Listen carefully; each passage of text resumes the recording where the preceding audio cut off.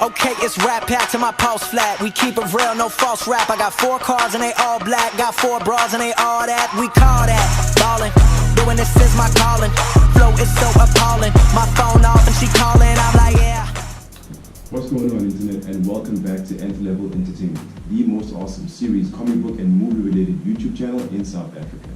I am your host, Z the Entertainer, and today I'm going to be reviewing Arrow, Season 7, Episode 6, Due Process. Now, as we've been seeing for the majority of the season so far, our Oliver is once again spending his time in prison and trying to uncover things from his end, while Felicity and the rest of Team Arrow outside are trying to not only be on their own missions, but try to be cohesive as they do so as well. So this time around, we finally get a definitive look of the fact that Ricardo Diaz is back. We finally get to see what happens to Anatoly, as opposed to how we saw him at the very end of the previous season. And I actually thought he was killed in that season from the way it looked when Ricardo Diaz finally had him in his grasp, being backed by Silencer, one of the other longbow hunters. But it turns out that he just got tortured a little bit, and Diaz still wanted to use him in his grand scheme to get back at Oliver. And we saw the flash forwards, which also gave a little bit more exposition as to what's supposed to happen down the line. We saw the older William, continuing his quest with Roy and the older Dinah Drake. As they try to uncover the mystery of the message that Felicity sent to William.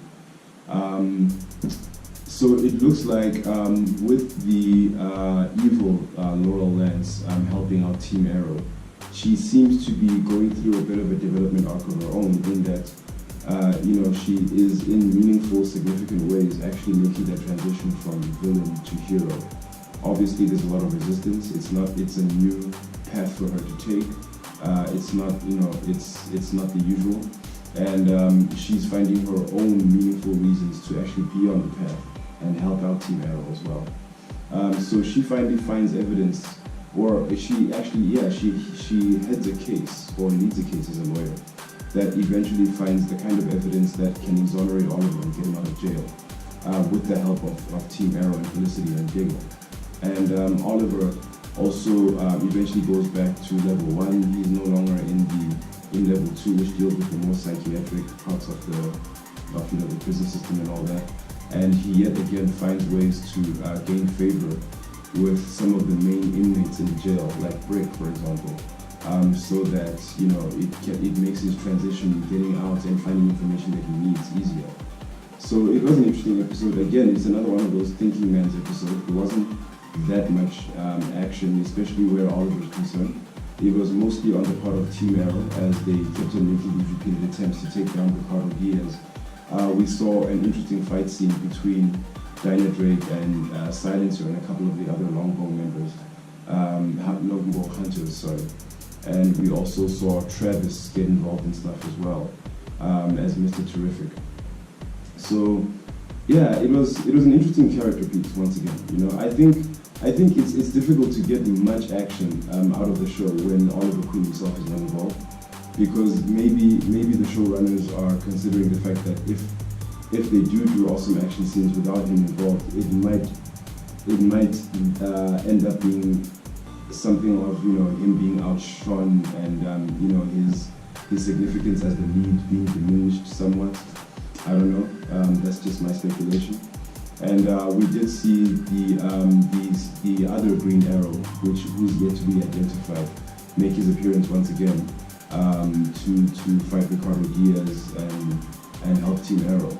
So yeah, it was an interesting episode. But I feel like they're beating on the same drum, like the same kind of storyline, because Ricardo Diaz is still a significant villain even now. In season 7. And we're almost at the middle of season 7. We're almost at the universe-wide crossover as well. Things should have moved along a bit differently now. Unless Ricardo Diaz is supposed to be the main villain yet again, I don't know. But I feel like they're being a bit repetitive. The only thing that's different about it is the fact that there's flash forwards and that Oliver is still in jail, as opposed to previous seasons of Arrow. Other than that, Oh yeah, and Felicity is now having to step up to take a more leadership role, which I guess will make for some interesting dynamics when Oliver eventually does get out of prison, because he now has to, you know, reclaim or re-earn his role as leader. Over Felicity, who's been running things for a while, although we left him to. But I don't know, it was an interesting episode, but I'm looking forward more to the crossover than anything else now, or to the episodes when Oliver's at least out of jail and he's back in the Green Arrow suit. So yeah, we'll see what's to come. Let me know in the comment section down below what you felt about the episode. If you liked this video, please click on the thumbs up icon and leave us a like. If you'd like to see more from Nth-Level Entertainment, please click on subscribe and be sure to click on the bell icon so that you are notified every time I drop new content on this here channel. Once again, people, thank you very much for spending your time with me. I have been Z the Entertainer, and stay awesome, take care of each other, stay chasing your dreams to infinity and beyond.